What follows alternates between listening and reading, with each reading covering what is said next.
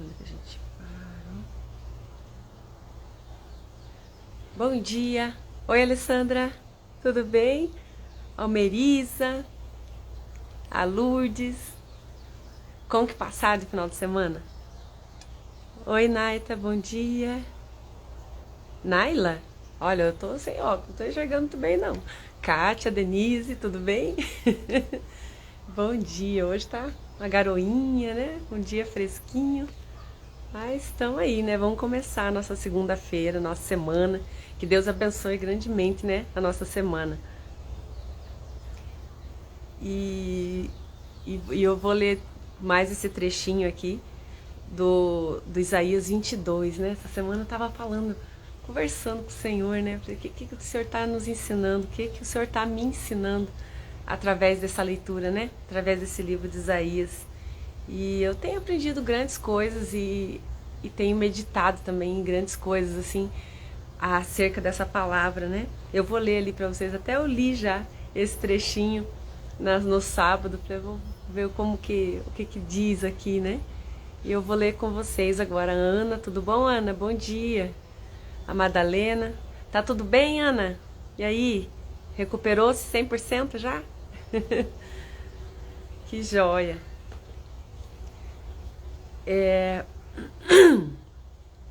Diz assim, vamos ver se eu... Não vou lá buscar meu óculos agora, vou ficar assim mesmo. Acho que eu leio. Assim diz o Senhor dos Exércitos. Anda, vai ter com esse administrador, com Sebna, o mordomo, e pergunta-lhe: que é que tens aqui? Ou quem tens tu para que abrisses aqui uma sepultura, lavrando em lugar alto a tua sepultura? Eis que como homem forte o Senhor te arrojará violentamente, agarrar-te-á com firmeza, enrolar-te-á num invólucro e te fará rolar como uma bola para a terra espaçosa. Ali morrerás e ali acabarão os carros da tua glória. Ó tu, vergonha da casa do Senhor! Eu te lançarei fora do teu posto e serás derribado da tua posição. Deus falando para Isaías profetizar contra esse mordomo da casa do Senhor, do reino, né? Lá do rei Eliaquim que tinha na época, né? Ele era mordomo do rei. O mordomo, ele estava numa posição assim abaixo do rei, só imediatamente abaixo do rei, ele cuidava de todas as coisas do rei, né? E aqui o Senhor está falando que ele era infiel, né?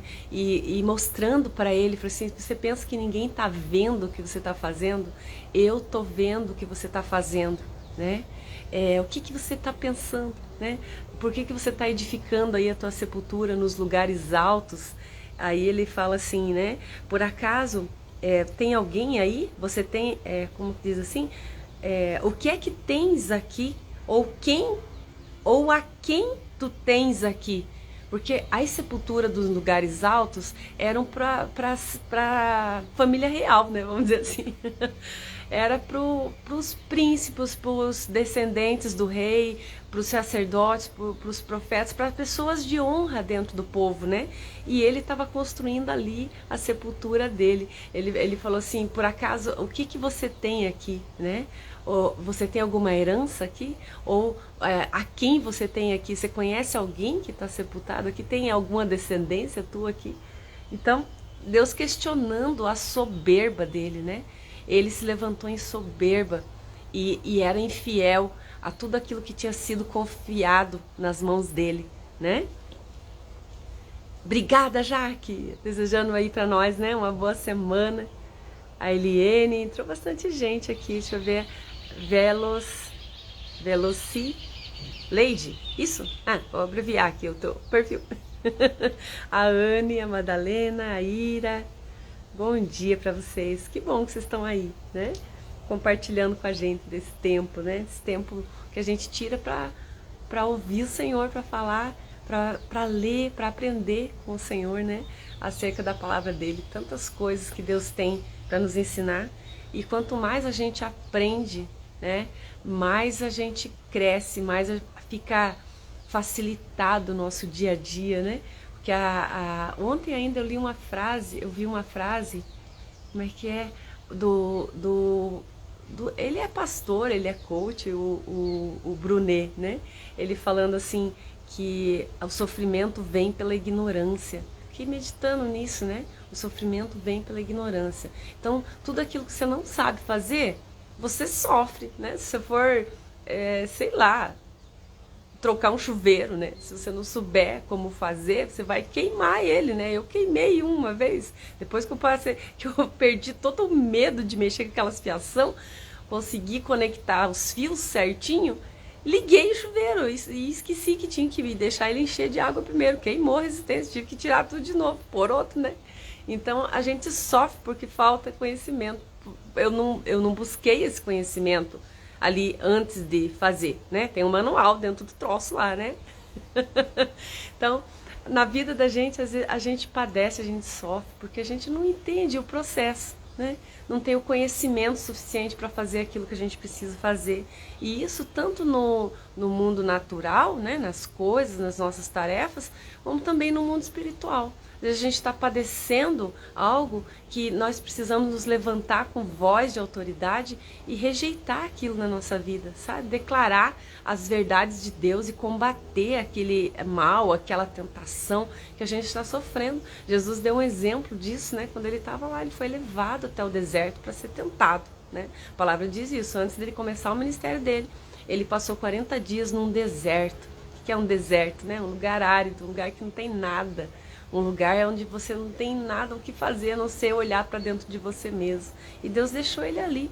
40 dias ele ficou ali. E a palavra diz que ele foi tentado pelo diabo, né? Ele chegou para Jesus e ofereceu, né, coisas em troca daquele ministério que ele tinha, daquilo que Deus tinha para ele, né? Falou assim, olha, se você tá vendo todos esses montes, né? Tudo isso me foi dado, né? Tudo pertence a mim agora, né? O homem, Deus deu ao homem, o homem deu pro inimigo, então aquilo pertencia a ele. E ele falou assim, todos esses reinos eu te dou se você prostrado me adorar, né?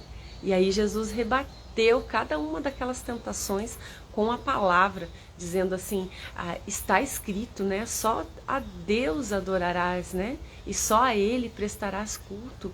Então ele foi rebatendo cada uma daquelas acusações, daquelas tentações que ele foi sofrendo, usando a palavra de Deus. Então isso, nós precisamos fazer isso, né? Cada vez que a gente sofre, que a gente é tentado em alguma coisa que está maior do que nós, aparentemente, pensar, eu não consigo, como que eu vou passar por tudo isso? E existe uma palavra de Deus para aquele momento, para aquela situação que a gente está vivendo. E a gente precisa rebater aquele pensamento, aquela tentação que a gente está sofrendo com a palavra de Deus, né? Mandar embora aquilo da nossa mente. Paulo falou isso lá em Colossenses, né? Ou Filipenses. Cadê a Denise de plantão? Localiza aí, Dê. Onde ele fala, né? Que tudo aquilo que é bom, tudo aquilo que é agradável, tudo aquilo que é verdadeiro, né? Seja isso que ocupe os nossos pensamentos. Então a gente precisa ocupar os nossos pensamentos com aquilo que é bom, com aquilo que é verdadeiro, com aquilo que vem da parte de Deus, porque os nossos pensamentos são os que norteiam as nossas ações. Os nossos pensamentos é aquilo que vai determinar o que vai sair da tua boca. E aquilo que sai da tua boca é semente, né? Nós lançamos sementes no mundo espiritual, tanto para dar vida quanto para dar morte, tanto para edificar quanto para destruir, né? E às vezes a gente destrói a nós mesmos através das nossas palavras, palavras de murmuração, palavras de desânimo, a gente põe tudo a perder. Tiago falou assim, homem de espírito doble, né? Acho que fala assim, doble. Homem de espírito doble, não pense que esse alcançará alguma coisa do Senhor.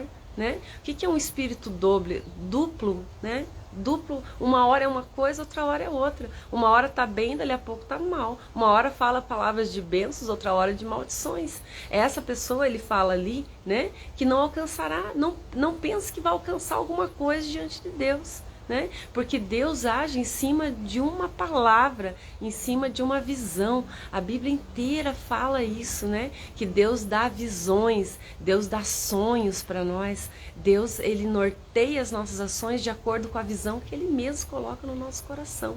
Então a gente tem que permanecer firme nessa visão. A palavra diz isso: permanece firme na visão, anda firme na visão. Não perca de vista aquilo que Deus colocou no teu coração. Não deixe as dificuldades e as adversidades que estão à sua volta sucumbir à imagem do sonho que Deus colocou no teu coração. Permanece, pois, firme nele, né? Para que você não se desvie nem para a direita e nem para a esquerda. Até no livro de Isaías o Senhor fala acerca disso, né? Então a gente precisa manter firme esse sonho, essa visão daquilo que Deus deu, porque Deus age em cima de uma visão. Né? Ele não age em cima de divisão, né? Divisão, divide, forma-se duas visões, né? Não tem como Deus agir, ele fica parado, né? Ele fica esperando a gente decidir o que que você quer, o que que você quer fazer, né? Não mensure aquilo que você quer fazer de acordo com o grau de dificuldade. Deus vai te capacitar para você fazer tudo aquilo que ele colocou no teu coração, fique tranquilo, né? Ele vai te capacitar aquilo que ele colocou no teu coração para fazer. O que você precisa é manter firme numa única visão, não dividir ela, porque quando a gente divide as visões, Deus espera a gente decidir e voltar para uma única visão e andar naquele propósito, né?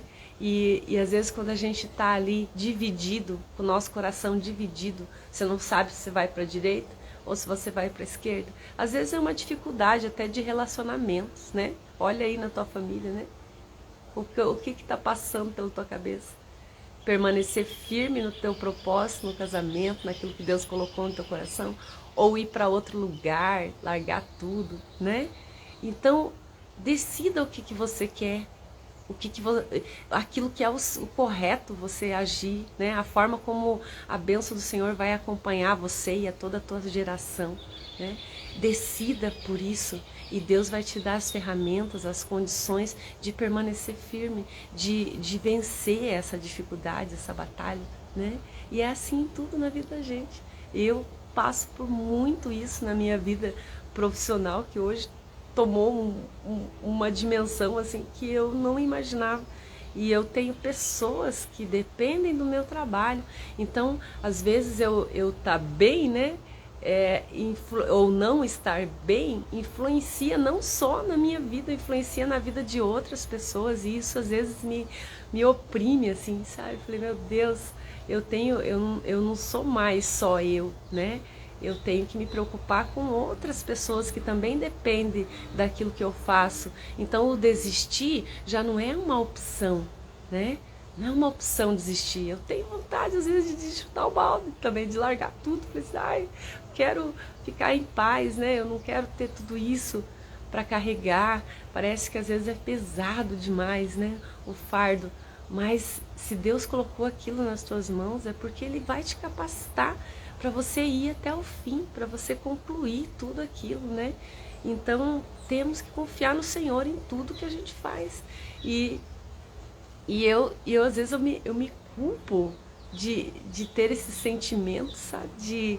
De desistir, de parar, de ir para outro caminho, sabe? Sei lá, diminuir um pouco as responsabilidades, né? Ficar mais de boa, né? E aí outro dia eu estava assistindo um vídeo de um campeão olímpico de natação, né? O Cielo, só lembro do sobrenome dele, né? Você deve conhecer. E aí perguntaram para ele, né? Você já teve vontade de desistir? Ele, sim, pelo menos umas 3 ou 4 vezes na semana, né? Aí todo mundo deu risada. Ele falou, sim, eu tenho vontade de desistir quando eu nado bem, porque eu penso que eu já alcancei tudo aquilo que eu já podia nessa atividade, né? Já bati meu próprio recorde. E eu tenho vontade de desistir quando eu nado mal, né? Assim, então, esses sentimentos antagônicos dentro da gente são naturais, eles acontecem, né? Tem hora que a gente não está com todo aquele ânimo para fazer o que a gente precisa fazer. E daí o que a gente faz? A gente faz assim mesmo, né? Jesus falou pra gente, né? Tende bom ânimo, tende bom ânimo. No mundo vocês terão aflições, mas tende bom ânimo, porque eu venci o mundo e vocês também vão conseguir vencer, porque vocês não estão sozinhos. Ele falou assim: eis que estarei convosco hoje e eternamente, né? Então a gente não está sozinho para passar por tudo isso. Toda essa dificuldade que a gente passa na nossa vida, a gente não passa sozinho, né? O Senhor está ali com a gente e Ele nos dá a direção. Tudo que a gente precisa é buscar esse conhecimento, né?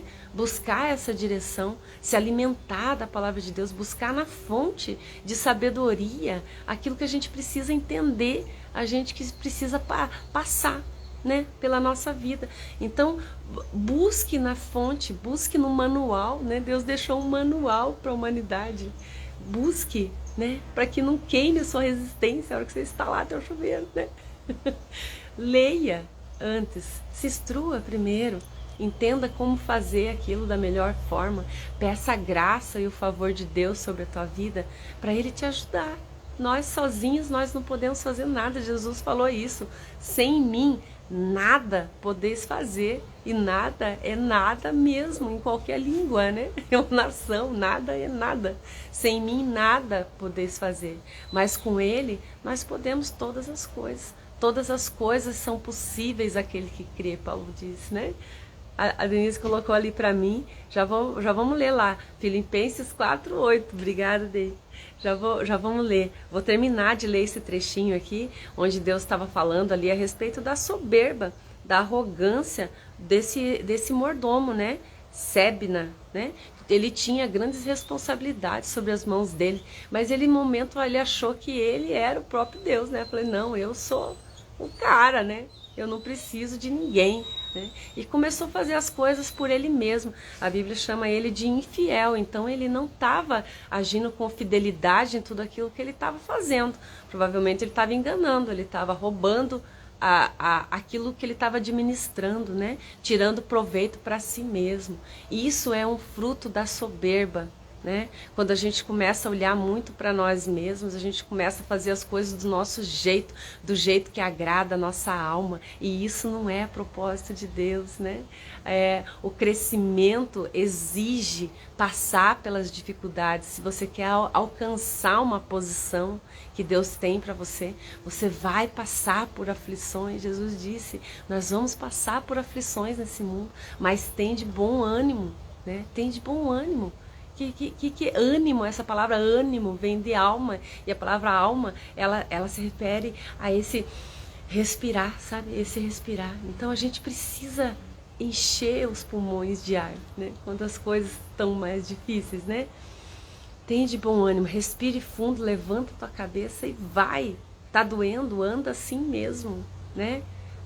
Tá cansado? Anda mais um pouquinho. Jesus disse que aquele que te pede para andar 2 milhas, anda mais uma, porque esse passo ele vai dar junto com você, segurando ali na tua mão, te sustentando. Você não está sozinha. Repita isso para você mesmo: eu não estou sozinho, eu não estou sozinha, eu estou passando por isso, mas eu não estou sozinho. Aquele que me fortalece está do meu lado. A alegria do Senhor enche o meu coração, porque essa alegria é o que nos dá força, né?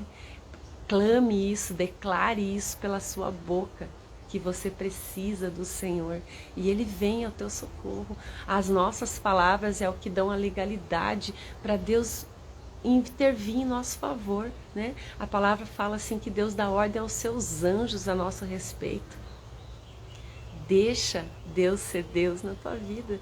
Peça isso a Ele, dê a Ele essa legalidade para Ele agir, para Ele intervir nessa situação que você está vivendo. Se você ficar aí quietinha, Deus não pode agir, Deus não interrompe as nossas vidas. Ele não interfere naquilo que Ele mesmo nos deu, que é o livre-arbítrio, né? Ele espera a gente buscar nele, para aí Ele fala, então eu vou, né? Se você me dá essa liberdade para eu agir, eu vou agir. Se você me permite tomar conta desse problema, eu vou tomar conta disso. Só que Deus não age no minimalismo, numa situação em si. Deus transforma todas as coisas. Eu nunca vi falar na Bíblia assim que Deus conserta, né? Eu já vi falar que Deus transforma, né? E ele fala assim, eis que faço tudo novo. Então, às vezes esse trabalhar do Senhor leva um certo tempo. A gente quer as coisas por imediato, a gente quer que as coisas aconteçam assim, né? Num estalar de dedos. E às vezes tem um tempo, tudo tem um tempo para acontecer. Então, porque Deus ele está construindo, ele está fazendo tudo novo, ele está restaurando todas as coisas, para que lá no final você olhe e fale assim, puxa, meu problema foi dissolvido, né? Só que se você olhar um pouquinho, com uma visão um pouco mais ampla, você vai ver que a tua vida foi transformada. E Deus começou movendo e transformando aquilo que estava dentro de você, mudando os teus pensamentos, mudando as suas motivações, a tua alma, né? E para que da tua boca saísse palavras de vitória, de bênçãos condizentes com aquilo que Deus está fazendo, né? Nós precisamos andar em conformidade com aquilo que Deus tem para nós, com aquilo que Ele fala a nosso respeito. Então, quero continuar aqui, que depois que Deus proferiu toda essa declaração lá para esse homem infiel, né? Ele falou que ele ia substituir ele, né? Tá dizendo aqui, eu te lançarei fora do teu posto, né? Eu te coloquei lá e eu te tiro. Tudo vem do Senhor, né? E serás derrubado da tua posição. Derribado, fala a palavra, né? Naquele dia chamarei o meu servo Eliaquim, filho de Ilquias, vesti-lo-ei da tua túnica, cingi-lo-ei com a tua faixa e lhe entregarei nas mãos o teu poder. E ele será como pai para os moradores de Jerusalém e para a casa de Judá. Porei sobre o seu ombro a chave da casa de Davi. E ele abrirá e ninguém fechará. E ninguém fechará. Vou ler de novo porque eu troquei aqui. Ele abrirá e ninguém fechará. Fechará e ninguém abrirá. Fincá-lo-ei com estaca em lugar firme, e ele será como um trono de honra para a casa de seu pai. Nele pendurarão todas as responsabilidades da casa do seu pai, e a prole e os descendentes, todos os utensílios menores, desde as taças até as garrafas. Naquele dia, diz o Senhor dos Exércitos, a estaca que fora fincada em lugar firme será tirada, será arrancada e cairá, e a carga que nela estava se desprenderá, porque o Senhor o disse, né? Olha que lindo isso, né? A gente falando aqui de responsabilidades. E a palavra dele disse, nele pendurarão toda a responsabilidade da casa do seu pai. Deus ia colocar ele naquele lugar. Deus ia colocar sobre ele uma autoridade, uma túnica, uma veste nova.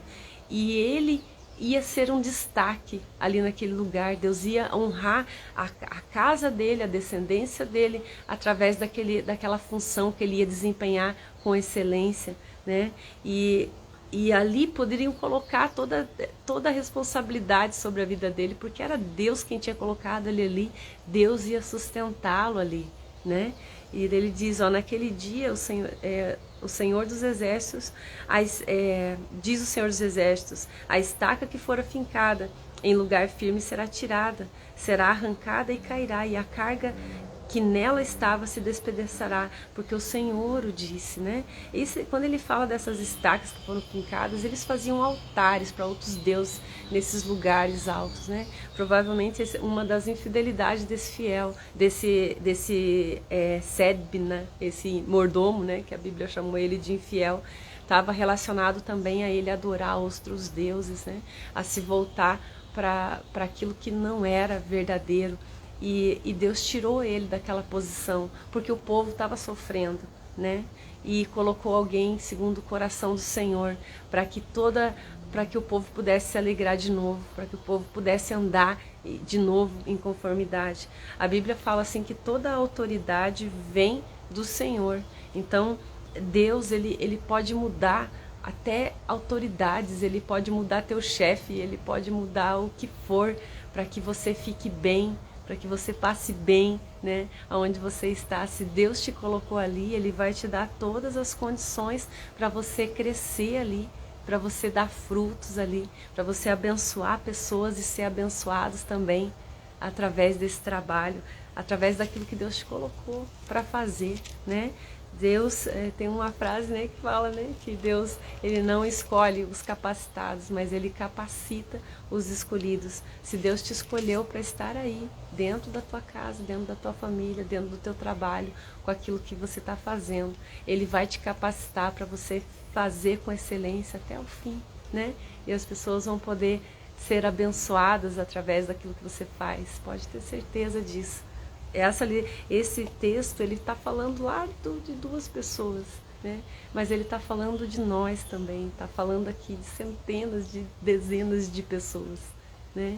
Ele está falando de mim, ele está falando de você, que Deus, ele te coloca num lugar de destaque, Deus te coloca numa posição onde você vai honrar o nome dele, e ele vai te capacitar para isso. A mão dele vai estar sobre a sua vida, em tudo aquilo que você fizer. Se você anda ali em conformidade com a palavra dele, com fidelidade àquilo que é verdade, se a tua mente está cheia de gratidão ao Senhor, de palavras de edificação, de verdade mesmo, não tem outra palavra para substituir a palavra de Deus que não seja cheio de verdade. A palavra de Deus é a verdade. Eu vou ler ali, que a Denise separou ali, né? 4:8 de Filipenses.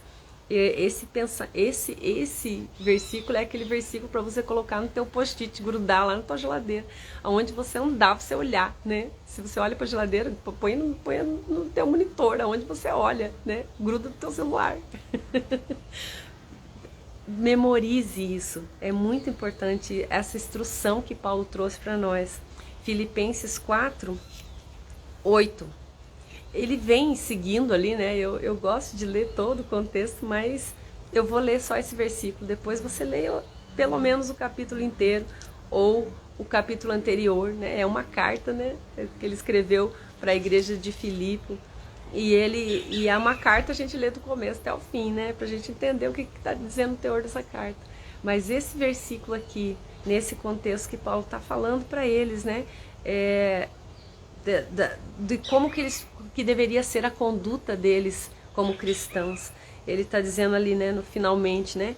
Finalmente, irmãos, tudo o que é verdadeiro, tudo o que é respeitável, tudo o que é justo, tudo o que é puro, tudo o que é amável, tudo o que é de boa fama, se alguma virtude há e se algum louvor existe, seja isso que ocupe o vosso pensamento. O que também aprendeste, recebeste e ouviste e viste em mim, isso praticai, e o Deus da paz será convosco, né? Então são instruções para que a gente tenha paz, né?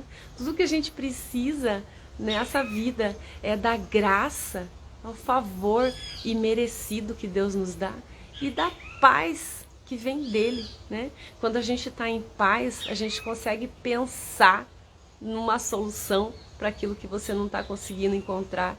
A gente consegue pensar, a gente consegue dormir bem quando a gente está em paz, a gente consegue falar com serenidade, de forma que as nossas palavras não machuquem as outras pessoas, né? Tudo isso é um fruto dessa paz interior, dessa alegria do Espírito Santo, né? Então ele está falando assim, você quer ter essa paz presente ali, né? Sendo com vocês, vivendo em vocês, permanecendo com vocês. Então pense aquilo que é reto, pense aquilo que é agradável, aquilo que é justo, aquilo que é verdadeiro, aquilo que é de boa fama, aquilo que não difama ninguém, né? Aquilo que é puro, que tem pureza, né? Seja essas coisas que ocupem os teus pensamentos. Que a hora que você passa a pensar em coisas que te dão alegria, em coisas que são amáveis, em coisas que são boas, né? Estou usando tudo os adjetivos que ele mesmo colocou aqui, né? A hora que a gente pensa em coisas que edificam, né? Em coisas que alegram a nossa vida, a gente tem paz, né? A paz de Deus permanece em nós, porque Deus está nessas coisas, né? Deus está nessas coisas. Se a gente não tem nada de bom para falar, não fale nada, não fale nada. E elimine dos teus pensamentos também essas coisas ruins. Fale, Senhor, me ajude a ver o bom de tudo isso. Me ajude a ver o bom mesmo daquilo que é mal. Lembrei de uma historinha, vou contar só pra você rir um pouquinho, né? Diz que tinha uma senhorinha, né? Sabe aquela senhorinha do coque, assim? Amo, né? Daquelas igrejinhas, assim, aquela fervorosa. E essa irmãzinha, ela não falava de mal de ninguém, de ninguém, de ninguém. E aí o pastor brincando, né? Falou assim, hoje eu vou pegar a irmãzinha lá, né? Quero ver o que ela tem para falar a respeito disso. Não é possível que ela não tenha uma palavra de ruim para falar de alguém, né? Daí chegaram e perguntaram para ela, né? Ô, fulaninha, né? O que você pensa a respeito do diabo, né? Ela pensou, né? O diabo é trabalhador, né? Ele é trabalhador. Então, até acerca do diabo, ela tinha algo de bom para falar, né? Porque se tem uma coisa que ele é trabalhador. Ele trabalha para angariar poder, para angariar adoração, para que as pessoas se voltem a ele, né? No mundo espiritual, a autoridade e o poder é regido por adoração, né? A quem você adora, aquele tem autoridade sobre a sua vida. Aquele tem domínio sobre você. Por isso que Deus fala, adorai somente a mim, né? Somente ao único Deus adorarás e a Ele prestará culto. Porque Deus sabe que se a nossa adoração for para o lugar errado, a nossa vida é destruída. Não tem outra palavra, né? Porque são tudo ilusões desse mundo. São tudo distrações, né? Ou quem não adora Deus, adora a si mesmo, adora o seu trabalho, adora as suas coisas, e isso tudo a Bíblia chama de idolatria. Cada vez que a gente coloca a nossa adoração no lugar errado, a gente está cometendo uma idolatria, né? Aquilo vira um ídolo para nós, e as nossas ações, as nossas decisões, tudo são norteadas de acordo com aquela adoração que a gente está prestando ali. Então a gente precisa voltar o nosso coração adorador por aquele que é digno de todo louvor e de toda a adoração. E com isso nós somos protegidos por Ele, né?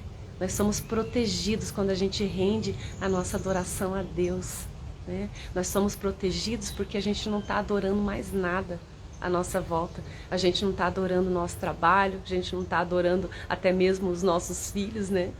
Às vezes a gente volta a nossa adoração para pessoas, para coisas, para negócios, e tudo isso dá autoridade para aquela coisa te oprimir, né? O espiritual que age através daquelas coisas ali te dominam, porque cada vez que a gente coloca a nossa adoração no lugar errado, a gente se afasta do alvo, né? A gente se afasta de Deus. O primeiro mandamento que Deus deu para Moisés, escreveu naquelas tábuas da lei, foi amarás a Deus sobre todas as coisas, né? E só a Ele prestarás culto, como Jesus citou esse versículo, né? Amarás a Deus sobre todas as coisas. A gente precisa colocar o Senhor no lugar de destaque, no trono, para que todas as coisas vão bem, né? Esse Sebna que a gente estava lendo, né? Ele deixou de colocar Deus no altar, no trono, e ele começou a adorar outras coisas, e ele se desviou rapidamente do caminho, do propósito. Ele esqueceu que tudo aquilo que ele estava fazendo, que toda aquela posição que ele tinha de destaque ali, era Deus quem tinha dado a ele. Ele esqueceu que ele estava ali para um propósito maior, né? Que ele não estava ali para servir a ele mesmo, que ele não estava ali para se ensoberbecer, ele estava ali para servir o povo, né? O povo precisava da fidelidade do trabalho dele, e ele se esqueceu, ele se voltou totalmente para ele mesmo, porque ele desviou o olhar do verdadeiro alvo da nossa adoração. Ele começou a adorar outras coisas, e logo aquelas coisas direcionaram aquela adoração para ele mesmo, né? E ele começou a se ensoberbecer, e ele fez tudo errado, né? Até que chegou um momento, ele perdeu tudo aquilo que ele tinha, e perdeu a salvação da vida dele, né? Perdeu o lugar de prestígio que Deus tinha colocado a ele. E Deus deu aquilo a quem era fiel. né? A uma pessoa que ia honrar a Deus através do seu trabalho, através daquilo que ele fazia, né? Então é assim, se a gente quer seguir o propósito que Deus tem para nós, a gente precisa andar de acordo com essa posição que Deus coloca diante de nós. Amém? Que Deus abençoe aí o seu dia, né? Vamos avançar, vamos trabalhar, vamos fazer tudo aquilo que tiver ao nosso alcance. As coisas que não estão ao nosso alcance, a gente deixa para o Senhor nos capacitar. A gente vai buscar capacitação também, porque tem a nossa parte que precisa ser feita. A gente precisa fazer aquilo que nos cabe fazer. A gente precisa buscar instrução para realizar tanto as nossas pequenas tarefas, quanto para colocar paz no nosso coração e entregar aquilo que a gente não pode mover nas mãos de quem pode, nas mãos de quem sabe todas as coisas, né? E outro dia eu compartilho um pouco mais com vocês, mas isso que eu estava meditando essa semana, né, finalzinho da semana, a respeito desse livro de Isaías, falei, Senhor, o que eu posso tirar para mim de tudo isso que a gente está lendo, né, a respeito desse livro de Isaías? E Deus me chamou a atenção para um trecho que a gente leu, né, nessa semana passada, onde ele falava assim, que aquelas maldições que ele estava lançando contra aquelas nações, né, e ele falava assim, se rendam, se entreguem, vocês vão ser levados cativos para a Babilônia, né, não reajam contra isso. Aqueles que fugirem, aqueles que forem para outras cidades vão ser mortos à espada. Deus falava isso, né? E isso me chamou a atenção, porque tem momentos que a gente tem que lutar, que tem que guerrear, que tem que espernear, que tem que fazer com as nossas forças. E tem hora que a gente tem que se render, né? Se Deus está mandando a gente ir por ali, ainda que seja aos nossos olhos uma coisa ruim, puxa, vou ser levado como escravo, né? E vou viver lá na Babilônia como escravo. Como que eu posso me render a uma coisa dessas, né? Mas Deus está falando, vai sem medo, eu vou com você, né? Então, para ter esse discernimento do momento que é para você guerrear, para você lutar, e do momento que é para você se aquietar também, deixar Deus fazer. E isso a gente precisa do Senhor. A gente precisa da comunhão com Ele para discernir o tempo, para saber o que a gente precisa fazer no dia de hoje, no momento presente, naquilo que a gente está vivendo hoje, diante da situação que está à nossa frente. O que eu faço, Senhor? Eu luto, eu esperneio, eu corro, né? Ou eu descanso no Senhor, né? E Deus vai falar ao teu coração. Amém? Vambora.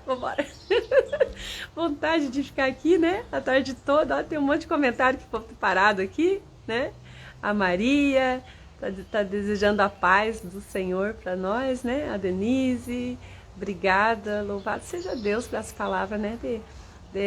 Sempre edifica, né, a vida da gente, a gente falar acerca das coisas de Deus. A Rose, beijo, Rose, uma boa semana para você também, né?